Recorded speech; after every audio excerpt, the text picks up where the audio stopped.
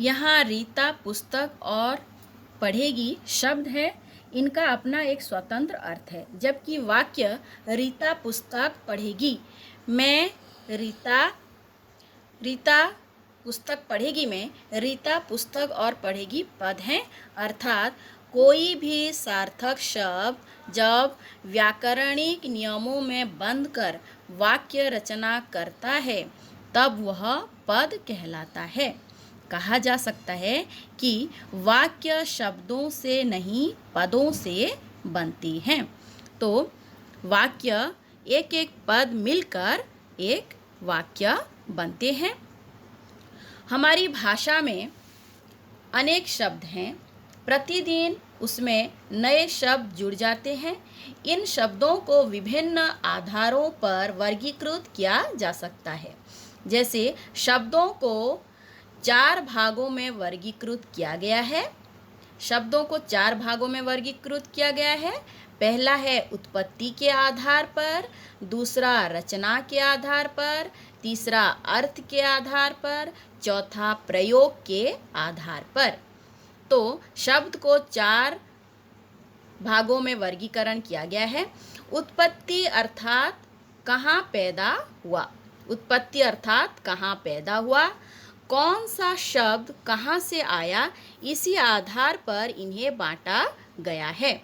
उत्पत्ति के आधार पर शब्द को फिर से बांटा गया है, जैसे तत्सम, तद्भव, देशज या अज्ञात, उत्पत्ति वाले, विदेशी, संकर। नंबर 1, तत्सम। हिंदी भाषा में जो शब्द संस्कृत से ज्यों के त्यों अर्थात बिना किसी परिवर्तन के लिए गए हैं उन्हें तत्सम कहा जाता है। जैसे द्वितीय, पुत्री, स्वप्न आदि। तो ये सारे शब्द जो हैं ये संस्कृत शब्द से लाए गए हैं, इनका कोई भी परिवर्तन नहीं हुआ है। बोलते समय भी उनका कोई परिवर्तन नहीं किया गया है। इसको कहते हैं तत्सम शब्द, मतलब ज्यों के त्यों रहेगा, इसलिए उसको तत्सम शब्द कहा जाता है, जो कि संस्कृत शब्द से लाया गया है।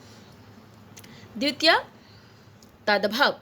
संस्कृत के वे शब्द जिन्हें हिंदी की प्रकृति के अनुरूप ढालकर ले लिया गया उन्हें तद्भव कहा गया है। जैसे दूध, दूध को संस्कृत में कहा जाता है दुग्ध, घी, घृत, खीर, खीर, दूध, दुग्ध। 10, आंसू, मोर, त्रासदी आदि। तो तत्सम किसे कहते हैं? तत्सम जो संस्कृत शब्द से लाए गए हैं शब्द जो ज्यों के त्यों रहते हैं उसको तत्सम शब्द कहते हैं। और जो शब्द संस्कृत से लाकर उनकी बोली बदल गई है, भाषा बदल गई है, उसको कहते हैं तद्भव। यहाँ पर तत्सम तद्भव शब्दों की सूची दी गई है। जैसे तत्सम शब्द है अहंकार,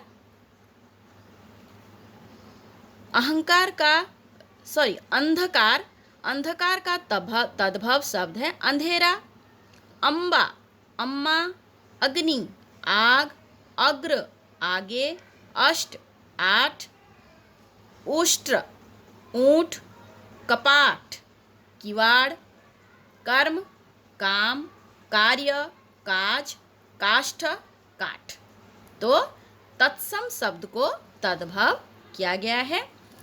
नेक्स्ट है देशज या अज्ञात उत्पत्ति वाले शब्द।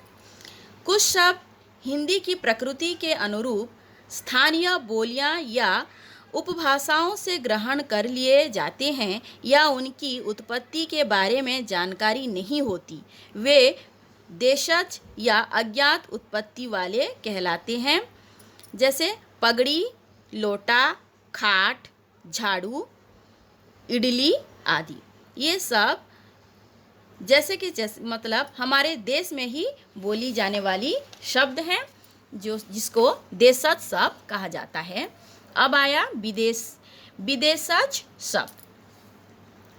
इन्हें आगत शब्द भी कहते हैं। आगत का अर्थ है आए हुए, कहाँ से आए हुए, विदेशी भाषाओं से आई हुई। विदेशी भाषाओं से जो शब्द आए गए हैं उनको विदेशज शब्द यानी कि आगत शब्द कहा जाता है।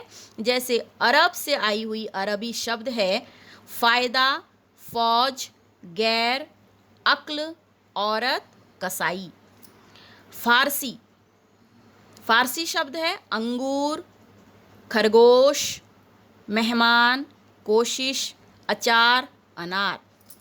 तुर्की, जो तुर्कस्तान से आया गया है सब, रुई, कुली, नाशपाती, बेगम, बाबा, दारोगा। पुर्तगाल से पुर्तगाली शब्द अनन्नास, अलमारी, प्याला, तंबाकू, बाल्टी, पिस्तौल। अंग्रेजी में master, school, court, station, fees, chalk. चीनी, चाय, लीची, चीकू, जिसमें यहाँ पर हर शब्द में चौ का उच्चारण अनिवार्य है, इसलिए चीनी, चाय, लीची, चीकू ये चीनी शब्द हैं। फ्रेंच में जैसे कूपन, कारतूस, कर्फ्यू, बिगुल, ये सब फ्रेंच शब्द आए हैं। ये विदेश से आए गए इसलिए इसको विदेशज शब्द कहा जाता है। संकर, वे शब्द जो भिन्न भिन्न भाषाओं के शब्दों के संयोग से निर्मित हों, संकर शब्द कहलाते हैं। जैसे भिन्न भिन्न भाषाओं से जो मिलकर बने हुए हों, जैसे छायादार, छाया, हिंदी में छाया युक्त दार, छायादार। अपील करता, अपील युक्त करता, अपील करता। रेलगाड़ी, रेल युक्त गाड़ी, रेलगाड़ी। जेल खाना, जेल युक्त खाना, जेल खाना। लाठी चार्ज, लाठी युक्त चार्ज, लाठी चार्ज। यहाँ पर छाया जो है हिंदी शब्द है, दार जो है फारसी शब्द है। अपील करता, अपील है अंग्रेजी शब्द, करता है संस्कृत। रेलगाड़ी, रेल है अंग्रेजी शब्द, गाड़ी है हिंदी शब्द, जो हिंदी, अंग्रेजी, फारसी, उर्दू सारे भाषाओं के शब्दों से जो मिलजुल कर जो शब्द बनते हैं उनको संकर शब्द कहा जाता है। शब्द निर्माण कैसे हुआ? उनकी रचना के आधार पर शब्दों को इन प्रकार बांटा जा सकता है। रचना के आधार पर रूढ़, यौगिक, योग रूढ़। स्टूडेंट समझ लें, रचना के आधार पर शब्द को 3 भागों में भाग किया गया है, रूढ़, यौगिक और योग रूढ़। आज के लिए इतना ही। धन्यवाद।